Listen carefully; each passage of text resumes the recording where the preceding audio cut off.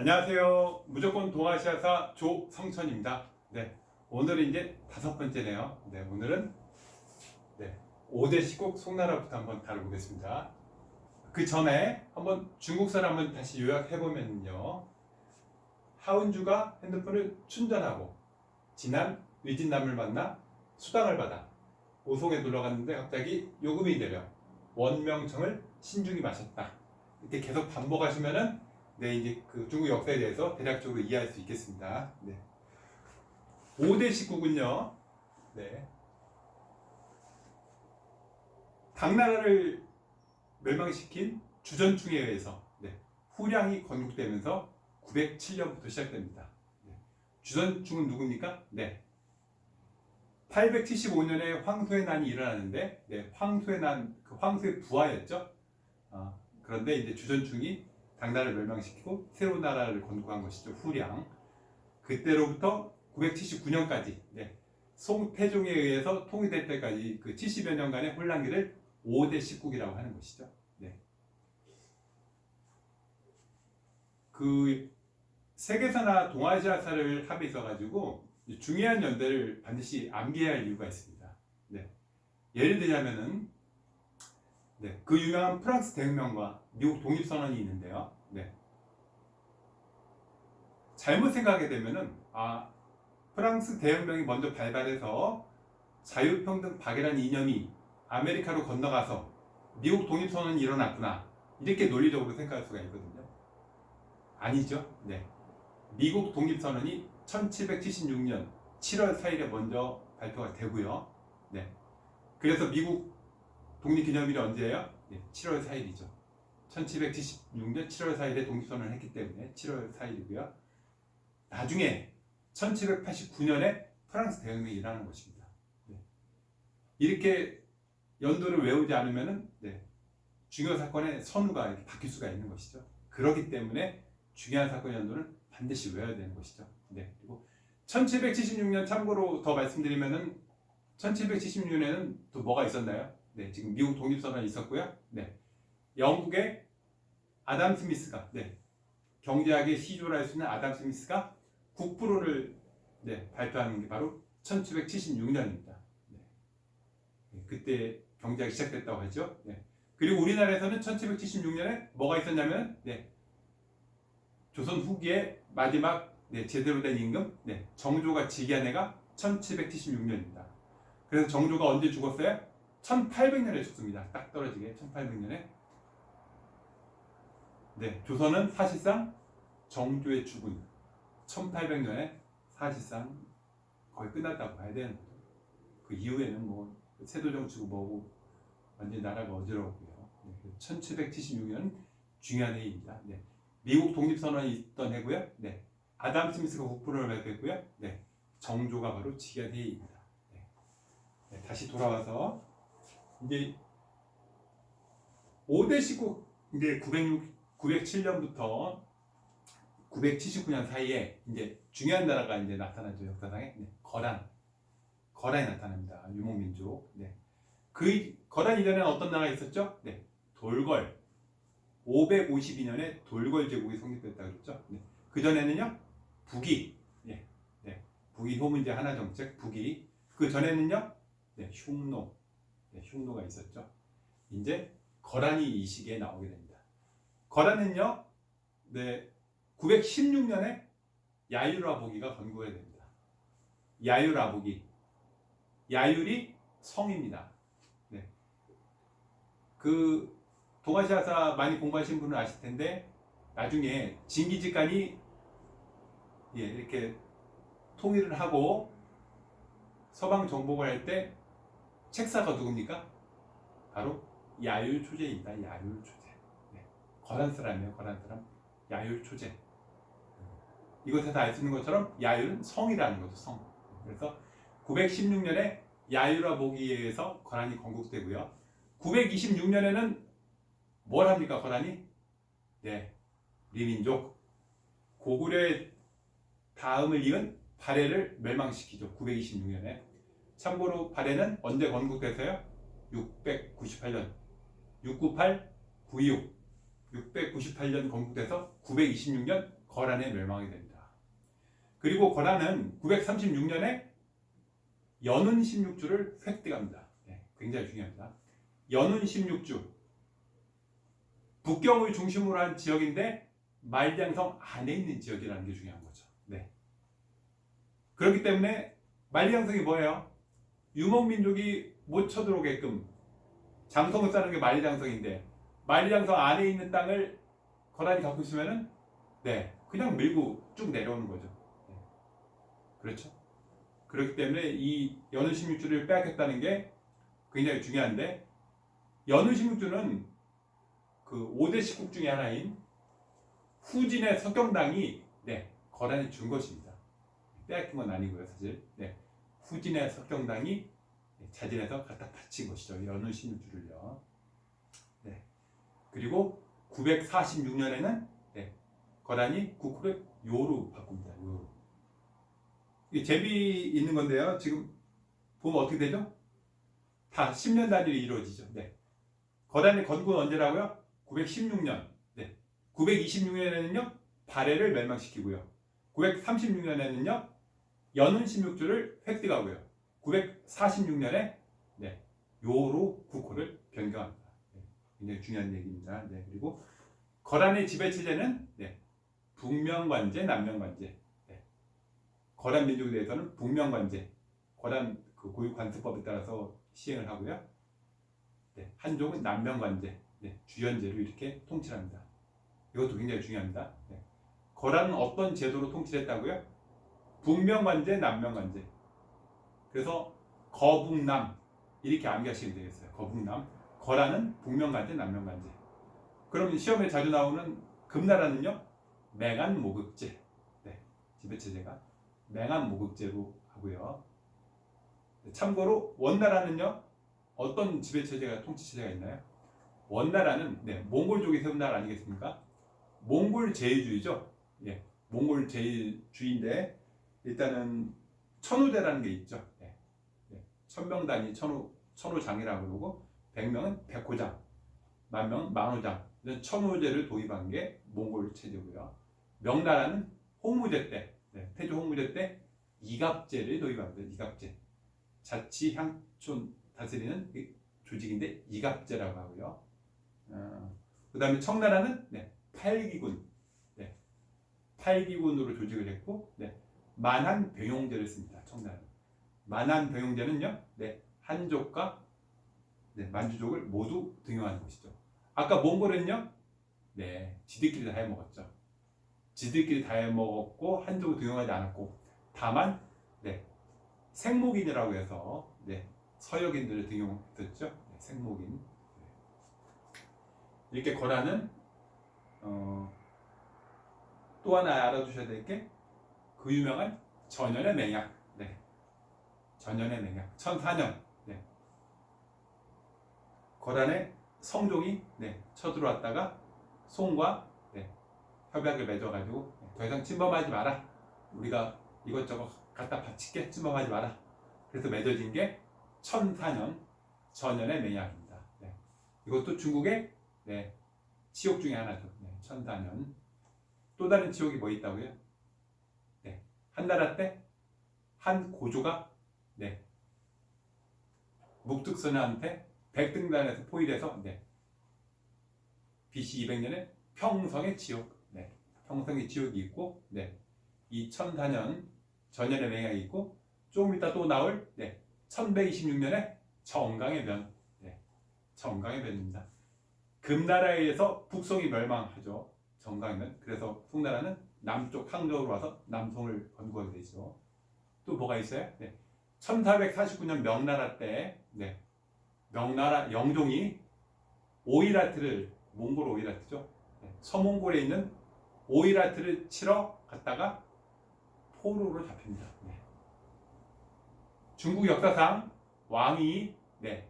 타민족을 정복하러 친정을 나갔다가 잡힌 유일한 왕이 바로 네. 영종 투목포해변 1449년입니다. 네. 굉장히 중요합니다. 네. 근데 이 시기 5대 식국 시대, 참고로 이제 세계사에 어떤 사건이 있었는지 한번 알아보면요. 910년에 클리니스돈이 설립됩니다. 네. 그래서 교회 개혁 운동을 이렇게 시도하게 되는 것이죠. 근데 결국은 실패로 끝나죠. 실패로 끝나니까 나중에 1517년에 종교개혁이 이제 벌어지게 되는 것이죠. 그리고 962년에 독일의 오토 1세가 신성 로마제국 황제로 등극하게 됩니다. 굉장히 중요합니다. 세계사에서 962년 신성 로마제국이 성립이 되어서요. 신성 로마제국은 프랑스의 유명한 계몽사상가 볼테르가 뭐라고 그랬냐면 신성하지도 않고 로마도 아니고 제국도 아니다. 이상한 독일 연방의 연합체 신성 로마제국인데요. 언제요? 962년에 성립해서 1806년에 그 유명한 프랑스의 나폴레옹에 의해서 신성 로마제국이 해체됩니다. 그러니까 굉장히 오래 존속한 것이죠. 840년 정도 신성 로마제국이 존속하게 된 것이죠. 1806년 나폴레옹에 의해서 깨지게 됩니다. 다음 이제 송나라예요. 960년부터 1279년인데 1126년까지가 이제 북송의 시대이고 1127년부터 1279년까지가 남송의 시대입니다. 이 송나라는요 960년에 후주의 절도사 5대 식국 중에 마지막인 후주라는 나라가 있는데 후주의 절도사 조광윤이 송을 건국하게 되죠. 조광윤은 무치주의라고 정의를 하시죠. 무치주의, 문을 중요시했고 문을 중요시하면 뭐를 등한시합니까? 물을 등한시하게 되면 어떻게 돼요? 결국 나중에 송나라가 계속 다른 나라로부터 침범을 당하게 되는 것이죠. 근데 송태조 조광윤과 관련해서 하나 알아둬야 될 건 뭡니까? 과거제 전시를 도입했습니다. 전시는 뭐라고요? 과거 시험에 왕이 직접 주관을 해서 자기가 필요로 하는 신하를 뽑는 것이죠. 그래서 황제 독재권의 강화, 그래서 전시제도를 시행한 왕이 바로 조광윤입니다. 북송시대 하나 여러분이 기억해야 될 것은 바로 왕안석의 신법이죠. 왕안석. 당송팔대가라고 아시나요? 당나라, 송나라를 걸쳐서 8명의 위대한 문학가를 당송팔대가라고 하는데 바로 당송팔대가 중에 한 명인 왕안석입니다. 왕안석이 1069년 송나라 신종 때, 신법이니까요. 신종 때 1069년에 신법을 개최하게 됩니다. 왜 그 신법을 펴게 되냐면은 바로 서하, 요나라, 금나라한테 자꾸 전쟁을 안 하는 대신 평화의 대가로 비단이고 뭐고 자꾸 지불하게 되잖아요. 돈을요. 은을 지급하게 되고요. 재정이 파탄났죠. 재정이 파탄났고 문치주의라고 그랬죠. 송나라는. 그러니까 국방력이 너무 약하잖아요. 이걸 바꿔보겠다고 해서 왕안석이 신법을 실시를 했는데 사마광을 비롯한 9업당의 반대로 실패하게 됩니다. 사마광이 누굽니까? 그 유명한 자치통감을 쓴 학자죠. 자치통감. 그래서 왕안석의 신법이 실패하게 되고 결국 북송이 멸망하게 되는 것입니다. 언제 멸망한다고요? 바로 정강의 변 1126년에 금나라가 쳐들어와서 카이펑을 점령하게 되는 것이죠. 그래서 남송이 1127년부터 시작돼서 1279년에 누구한테 멸망합니까? 이것도 중요하죠. 원세조 쿠빌라이한테 멸망합니다. 쿠빌라이한테요. 송나라에서 가장 중요한 거죠. 이제 대외 관계입니다. 대외 관계. 다른 나라의 관계. 그래서 송과 이제 요나라 관계, 서와의 관계, 금나라의 관계가 있는데요. 먼저 송과 요는 방금 전에 얘기했던 것처럼 전연의 맹약, 1004년에 전연의 맹약을 맺어서 비단과 은을 갖다 바치는 대신 평화가 유지되는 것이죠. 1004년, 1004. 요나라가 송나라로부터 비단과 은을 받고 천사가 됐다. 그래서 1004년 전연의 맹약. 그 다음에 이제 서하라는 나라가 있어요. 서하. 티베트계 탕구투족이 세운 나라입니다. 1038년부터 1227년까지 1227년 몽골에 멸망하게 되죠. 몽골에 멸망하는데, 네. 네, 하여튼 서화가 그 나라를 만들어서 네. 송가인들도 전투를 하게 되죠. 그래서 결국 몇 차례 전투 끝에 송나라가 네. 그래. 너희한테도 비단 주고 은 줄 테니까 네, 우리 침략하지 마라. 이런 식의 협정이 맺어진 것이죠. 네.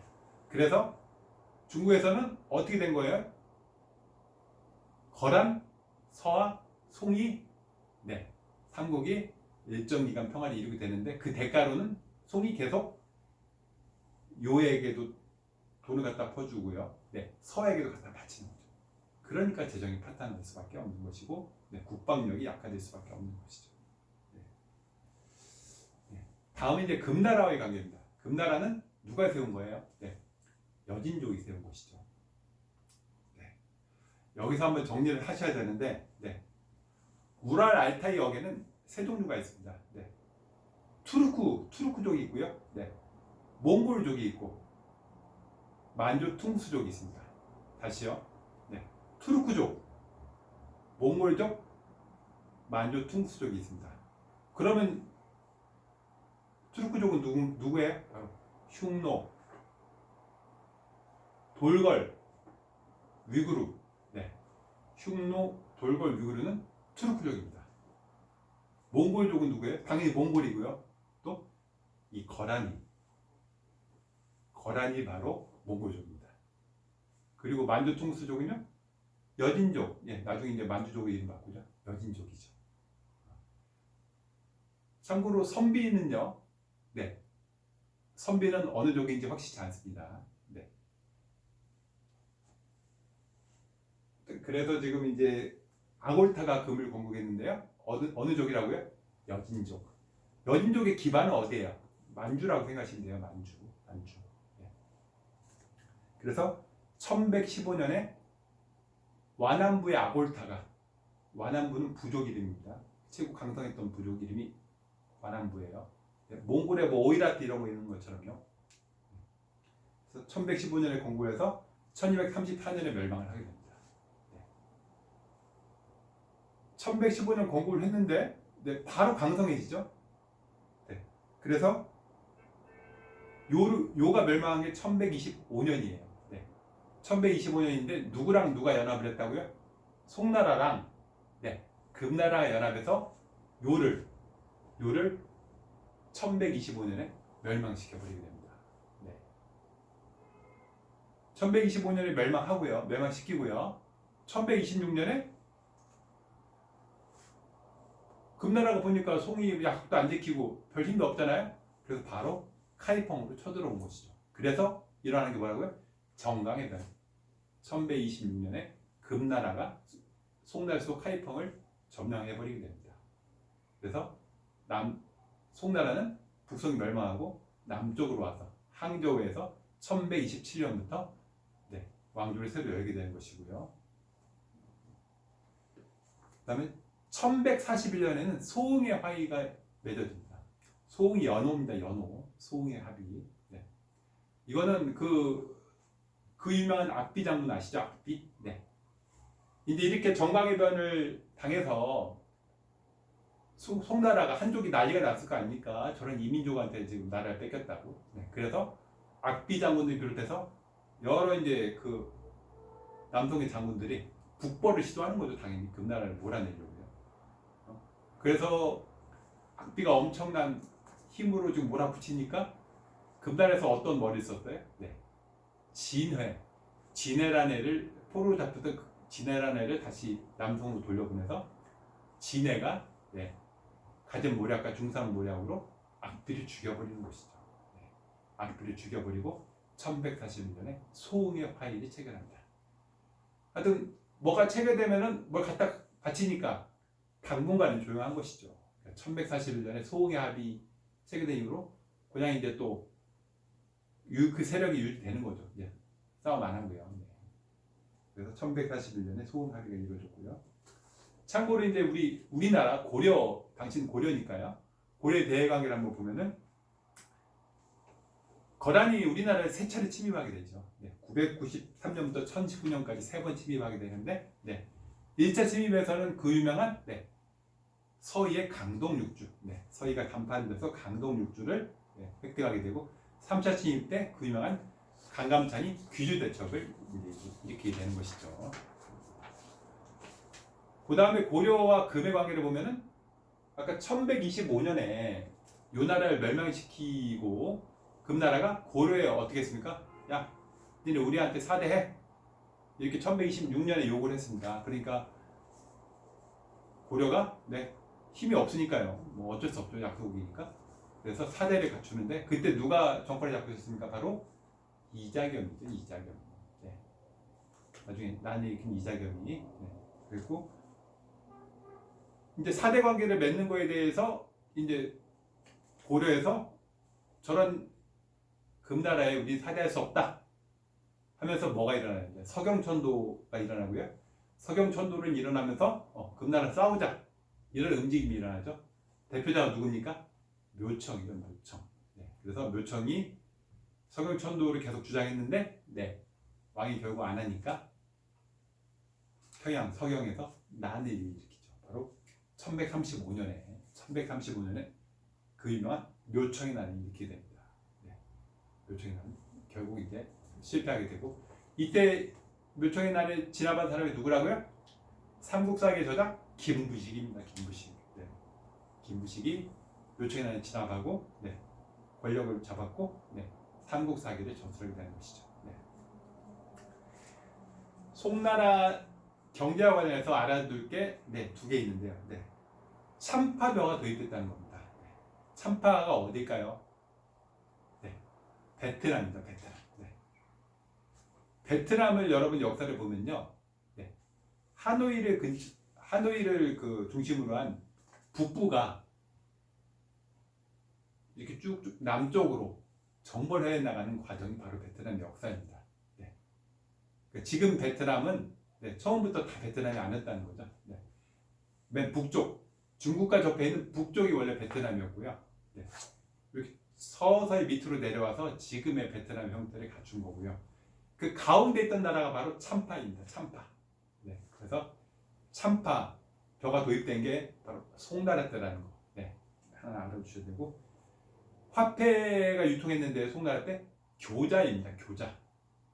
뭐 단순 암기긴 하지만 시험에 잘 나오니까요. 교자라는 지폐가 유통됐다. 송나라 때. 그래서 비슷한 표현에 교초가 있는데 교초가 유통된 건 바로 원나라입니다. 비슷하고 연대가 비슷하기 때문에 시험에 나온 거죠. 다시요.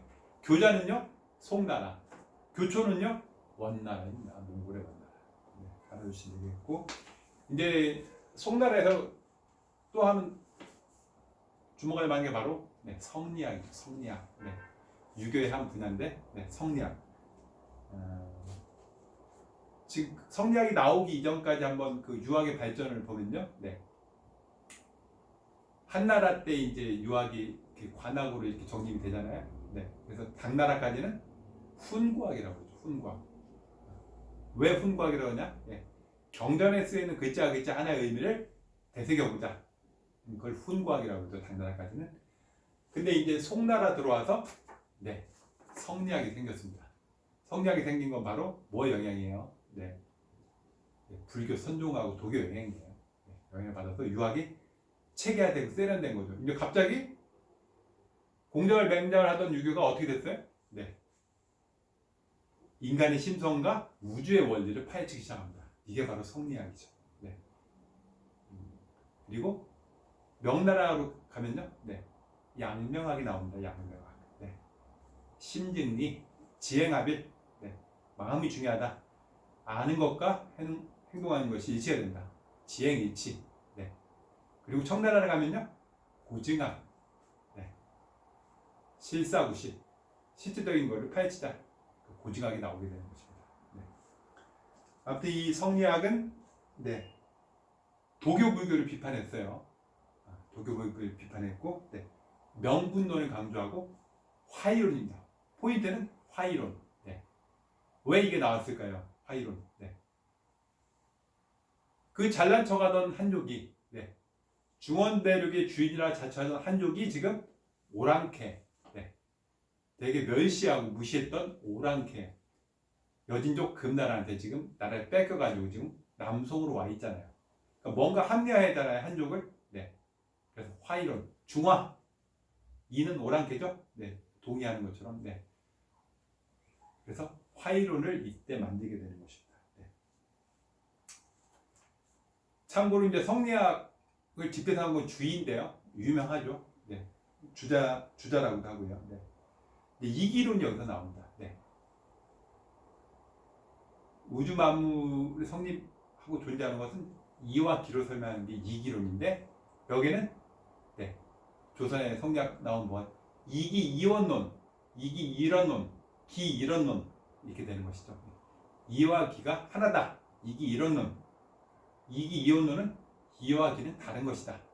기 이런론, 기 하나밖에 없는 것이다. 네, 바로 이제 다르게 되는데, 일단 이기론을 주장하고요. 네. 성리학은 성증리라고 그럽니다. 네, 알아두셔야 돼요. 성증리. 인간의 본성이 우주의 이치다. 성증리. 방금 말한 양명학은요, 심증리. 내 마음이 하늘의 이치다. 네. 다시요. 성리학은요, 성증리. 인간의 본성이 하늘의 이치고, 양명학은 심증리. 마음이 하늘의 이치다. 네, 그렇게 하시면 되겠고, 이 성리학은 수행 방법으로 경물치지.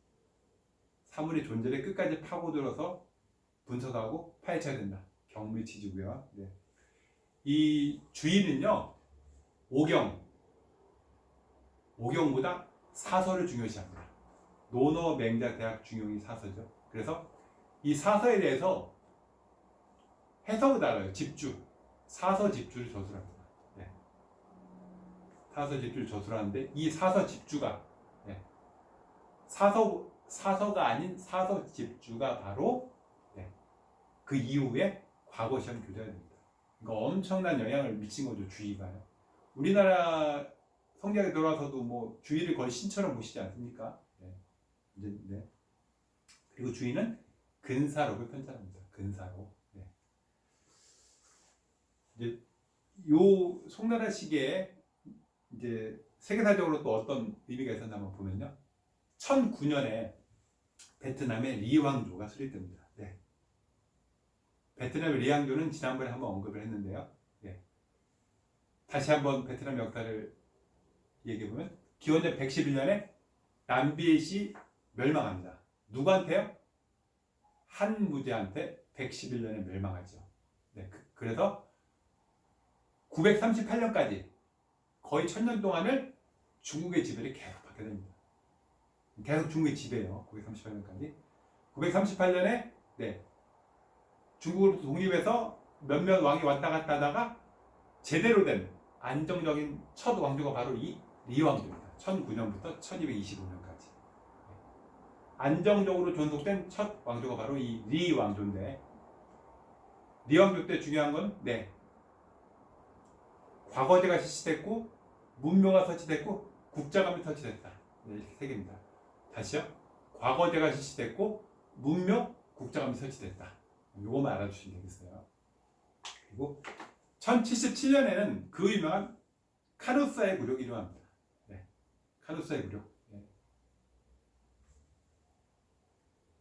교황 그레고리우스 7세가 신성 로마족 황제 하이니 4세를 파문해버린 것이죠. 네. 여러분, 중세는 누가 계속 싸우는 겁니까? 네. 교황과 황제들이 싸우는 것이죠. 네. 교황과 황제가 왜 싸우는 거예요? 성직자 임명권과 재산을 누가 받을 것인가를 싸운 것이죠. 그래서 이 카누사의 굴욕도 성직자 임명권을 교황이 갖는지 황제가 갖는지를 두고 싸운 것인데, 이때는 교황이 더 힘이 셀 때니까 네, 교황이 파문해버린 것이죠.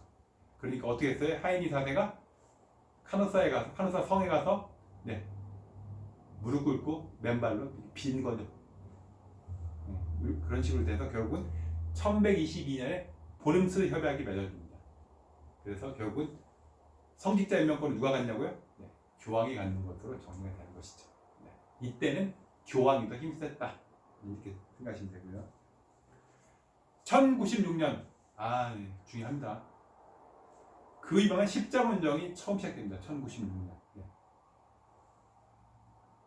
십자군정이 일어난 이유는 뭐예요? 네. 셀주크 투르크가 네. 예루살렘을 점령하니까 동로마 제국 황제가 네. 교황한테 부탁하는 거죠. 네. 우리 성지를 탈환해달라. 이렇게 부탁을 하니까 당시 교황이 우르반스 2세가 1095년에 클레르몬 공의회 1095년 개최해서 네, 십자군 이렇게 하자 얘기를 해가지고 1096년에 처음으로 십자군이 시작됐고요. 십자군은 대략 180년 정도 계속 이어집니다. 십자군 전쟁이 굉장히 중요하죠. 결국은 십자군 전쟁 결과 뭐가 몰락했어요? 교황권이 몰락하게 됩니다. 네. 교황권이 몰락하고요. 네. 네. 르네상스 이제 시작되고 그런 이제 단초가 되는 게 바로 십자군 전쟁이죠. 네. 1185년에는요. 네. 미나모토노 요리토미에서 가마쿠라 막부가 수립됩니다. 1185년. 네. 막부가 뭐라고요? 네. 천황이 아닌 쇼군이라는 네. 대장군이 네. 군사 지배 체제를 갖추는 것이죠. 네. 1185년에 가마쿠라 막부가 처음 시작돼서 네. 그 다음에 뭐예요? 네. 무로마치 막부, 그 다음에 에도 막부. 그래서 다시 이제 막부 체제를 청산하고 천황에게 권력이 돌아오는 게 1868, 그 유명한 메이유시입니다. 1185년에 가마쿠라 막부가 시작돼서 1868년 네, 메이유신이 될 때까지 거의 700년을 네, 군인들이 이제 다 집권한 것이죠. 천황이 있긴 있는데 아무 의미 없는 실권 없는 천황이었고 시오군이 다 지배를 한 것이죠. 700년. 그 시초가 바로 1185년에 가마쿠라 막부입니다. 이렇게 중요하죠. 1225년 아까 베트남 리앙조가 1009년부터 1225년까지라고 했는데 바로 리앙조에 들이은 게 바로 쩐 왕조입니다. 쩐 왕조. 이 쩐 왕조가 중요한 거는 세계 최강 몽골의 군대를 세 차례 침입을 모두 물리친 게 바로 이 쩐왕조 때입니다. 그 유명한 베트남의 영웅 쩐응다오. 베트남인이 존경하는 두 명 중에 한 명입니다. 호치민과 쩐응다오. 그 유명한 쩐응다오가 몽골의 침입을 물리칩니다. 이 쩐왕조 때요. 그리고 쩐왕조 때 또 하나 특이할 만한 것은 대월사기라는 역사책이 평가됩니다. 다시 한번요. 쩐왕조 때 1225년, 1400년까지가 쩐왕조인데 이때 뭐가 있었다고요? 몽골. 몽골은 무조건 몇 세기요? 13세기. 몽골은 13세기입니다. 몽골이 13세기. 그래서 몽골이 이때 침입을 받고 몽골의 세 차례 침입을 막아냈죠. 몽골의 침입을 막은 세계 나라가 두 개밖에 없죠. 일본. 가미카제 덕분에 일본이 이를 물리쳤고요. 베트남은 세 차례 싸워서 이겼고요. 그리고 대월사기가 편찬됩니다. 이렇게 국난이 있을 때는 역사책을 편찬하게 돼서 우리나라도 언제 편찬했어요? 아까 그 몽골의 침입에 있고 이련이 삼국유사를 편찬하게 됩니다. 몽골의 침입을 받고 이렇게 편찬하게 된 것이죠. 오늘은 송나라, 요나라, 금나라 알아봤고요. 다음에는 이제 원나라부터 다시 알아보겠습니다. 마지막으로 중국사 한번 다시 한번 요약해 보면요. 하운주가 핸드폰을 충전하고 지난 유진남을 만나 수당을 받아 오송에 놀러 갔는데 갑자기 요금이 들여 원명청을 신중히 마셨다. 다음 시간에 뵙겠습니다.